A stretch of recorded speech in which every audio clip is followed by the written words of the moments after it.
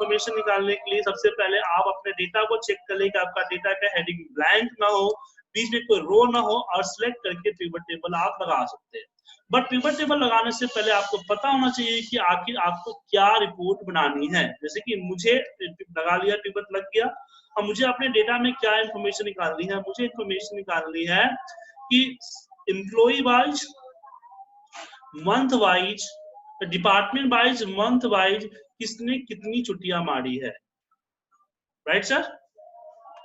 तो यहाँ पे हम डिपार्टमेंट को यहाँ पर रखें और हम मंथ को उठा के कॉलम में रखते हैं। हालांकि कॉलम में रखना जरूरी नहीं है, लेकिन मंथ को रखने से फायदा हो जाएगा। और फिर हम सिक डेज को यहाँ पे रखते हैं। तो यहाँ पे हमें दिख गया कि भाई मेरा इतना इतना हॉलीडे टीम में है। अब मैं चाहता हूं कि यहाँ पे परसेंटेज शो हो। क्या शो हो? परसेंटेज शो हो। तो हम यहाँ पे अपनी कैलकुलेशन कर सकते हैं वैल्यू फील्ड सेटिंग में, शो वैल्यू एज में जाके नो कैलकुलेशन की जगह पे ये आपका परसेंटेज ऑफ द रो को सिलेक्ट कर लिया एंड ओके कर दिया। ये दिख गया कि ओवरऑल में आईटी जो है, आईटी में वो भी अभी तक की टोटल जो साल भर की मान लीजिए छुट्टियां है, तो 22% फरवरी में कर लिया है, 13% किया है इसमें मई में किया है, और फरवरी महीना में ओवरऑल 10% की छुट्टी है। सारे डिपार्टमेंट मिला के 10% सिर्फ महीने में छुट्टी हुई है। तो ये आपका जो है रो वाइज परसेंटेज में आ गया। तो इस तरह की एनालिसिस, इस तरह की कैलकुलेशंस करने के लिए इस्तेमाल करते हैं हम पिवट टेबल। अब बात कर लेते हैं कि अगर आप किसी भी फील्ड को उठा के अगर कॉलम में रखते हैं, किसी भी फील्ड को उठाकर अगर आप कॉलम में रखते हैं, तो एक चीज ध्यान रखिएगा। क्या ध्यान रखिएगा? ध्यान रखिएगा कि आपका कॉलम का जो हेडिंग है वो बड़ा नहीं होना चाहिए। आपके कॉलम का जो हेडिंग है वो हेडिंग बड़ा नहीं होना चाहिए, क्योंकि इसमें लिमिटेशन, अगर मान लीजिए कि 16,000 से ज्यादा हुआ तो लेगा ही नहीं, और बहुत बड़ा हो गया, जैसे मान लीजिए कि मैं नेम उठा के रख देता हूँ, नेम बहुत है ना इसमें, नेम उठाया कॉलम में रख दिया, तो क्या दिक्कत हो गई सर? देख रहे हैं ना कितना बड़ा हो गया, इसको नेविगेट करने में काफी दिक्कत हो रही है। तो इस केस में हम क्या करेंगे? तो इस केस में हम मतलब कि कॉलम में ना रख के हम क्या करेंगे, रो के अंदर सब हेडिंग बना देंगे। यहाँ पे डाल दिया तो सब हेडिंग, आईटी के अंदर में इतना रो है। इसी का फायदा है कि यहाँ पे प्लस माइनस का निशान दिख रहे हैं ना, इससे क्या होगा, समरी ऑफ द समरी हो जाएगा। अगर मैं एनालाइज पे जाऊं और इस पे प्लस पे क्लिक करूं, माइनस पे क्लिक करूं, तो कोलेस्टेट, इस बोलते कोलेस्टेट एक्सपेंड, ये आपका होता है कोलेस्टेट, और ये आता है एस्पेप। तो अगर हम इस पे सर्च करते हैं तो इस तरह से दिख जाएगा। तो इस तरह से आपका समरी ऑफ द समरी आ जाता है। लेकिन इसमें छोटी सी एक और प्रॉब्लम है। प्रॉब्लम क्या है? चलिए बताता हूँ। प्रॉब्लम ये है कि अगर आप इसको किसी को भेजना है आपको, तो पिवट टेबल को as a pivot table report भेजनी है, दैट गुड। बट अगर आपको कॉपी करके, सम टाइम क्या होता है, हम लोग कॉपी करते हैं, उसके ऊपर कुछ और कैलकुलेशन करते हैं, देन हम रिपोर्ट को आगे फॉरवर्ड करते हैं। तो उस समय क्या प्रॉब्लम होगी? उस समय प्रॉब्लम होगी कि देखिए कि आपको पता ही नहीं चलेगा कि आईटी और मंथ कौन। तो यहाँ पे मैं चाहता हूं कि पहले कॉलम में मेरा डिपार्टमेंट हो, सेकेंड कॉलम में नेम हो, एंड थर्ड कॉलम में नंबर ऑफ सिक डेज हो, टोटल ऑफ सिक डेज हो। तो उस केस में दो तीन तरीके हैं। आप डिजाइन में जा सकते हैं।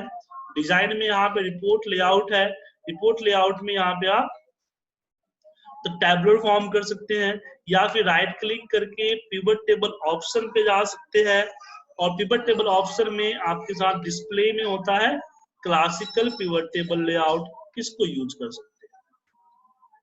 अब ये देखिए हर के नीचे आपको सब टोटल दिख रहा है, और मुझे सब टोटल हटाना है। तो राइट क्लिक कीजिए और यहाँ से सब टोटल डिपार्टमेंट को अनचेक कर दीजिए, आपका हट जाएगा। अब डेटा किसी को मैं भेजूंगा तो ठीक है, लेकिन क्या है कि अभी छोटा डेटा है, बड़ा डेटा होगा तो फिल्टर वगैरह करने में दिक्कत होगी जब पिवट टेबल रिमूव हो जाएगा। तो मैं चाहता हूँ कि आईटी यहाँ पे रिपीट हो जाए, तो यही पे रिपोर्ट लेआउट में ही रिपीट ऑल आइटम लेवल है, ऐसा कीजिए ये पूरा का पूरा रिपोर्ट यहाँ पे इस तरह से रिपीट हो जाएगा।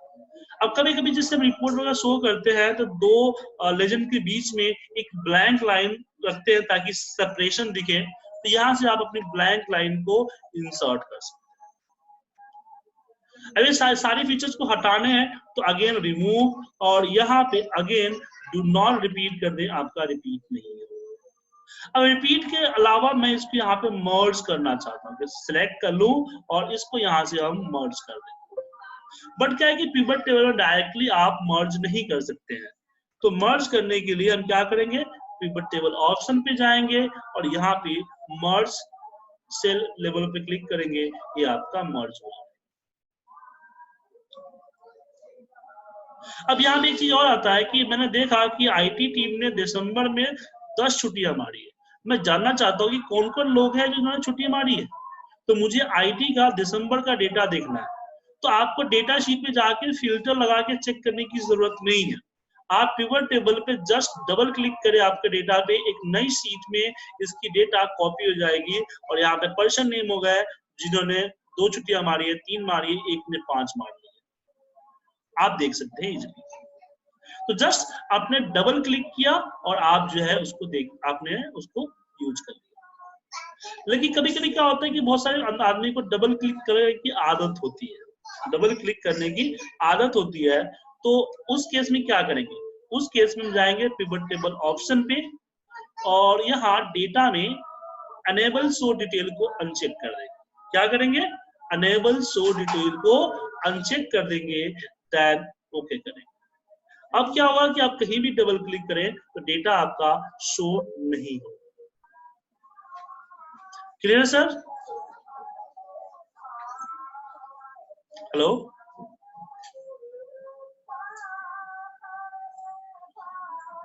तो उमेश कुमार यादव जी एंड प्रदीप रावल जी, कोई डाउट इसमें?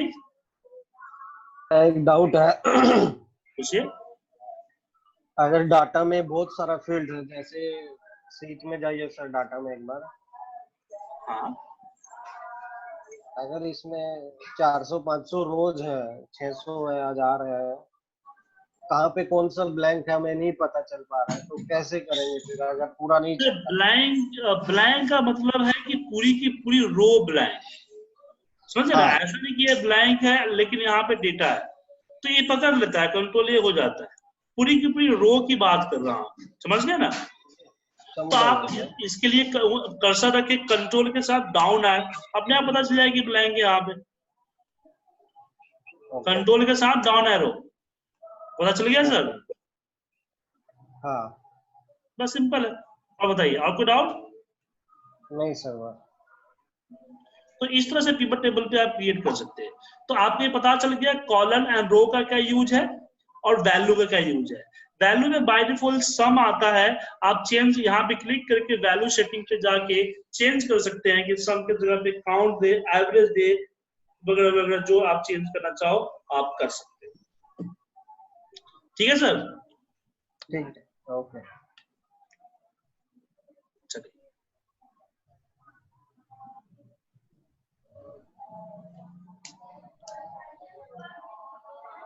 अब यहाँ पे आगे हम बात करते हैं कि फिल्टर का क्या रोल है। तो आप देख रहे हैं कि ये ओवरऑल डेटा जो आपको दिख रहा है ओवरऑल दिख रहा है, लेकिन मुझे अगर किसी पर्टिकुलर इस पे चाहिए, जैसे कि मैं चाहता हूं कि जिसकी परफॉर्मेंस स्कोर, जिसकी मैं देखना चाहता हूं कि हाईएस्ट परफॉर्मेंस, और इसमें क्या बोलते हैं कि बहुत सारे लोग बोलते हैं कि जिसकी अटेंडेंस अच्छा होता है उसकी परफॉर्मेंस अच्छी होती है। तो परफॉर्मेंस स्कोर जो मिला हुआ है उसके बिहाफ पे हम देखना चाहते हैं छुट्टी। तो मैंने हाईएस्ट परफॉर्मेंस 5 देखा, और 5 में हमने छुट्टी का स्कोर देखा। ठीक है, तो यहाँ पे अब डेटा क्या है कि वो डेटा फिल्टर्ड हो गया है, इसको हम पेज फिल्टर कहते हैं। तो यहाँ पे आप फिल्टर इस्तेमाल कर सकते हैं, और यहाँ पे एक फिल्टर नहीं कई सारे फिल्टर इस्तेमाल कर सकते हो। तो ध्यान रखिएगा कि आपके पास फिल्टर कॉलम रो में जो चीजें है, एक कॉलम किसी एक, मतलब एक फील्ड किसी एक में ही रहेगा। मैं उठा के फिर मान लीजिए कि मैं मंथ को चाहता हूँ कि वापस फिल्टर में रखना, तो मंथ यहाँ रो से हट जाएगा। ठीक है, तो अपने रिक्वायरमेंट के अकॉर्डिंग अपना रिपोर्ट लेआउट डिजाइन कीजिएगा।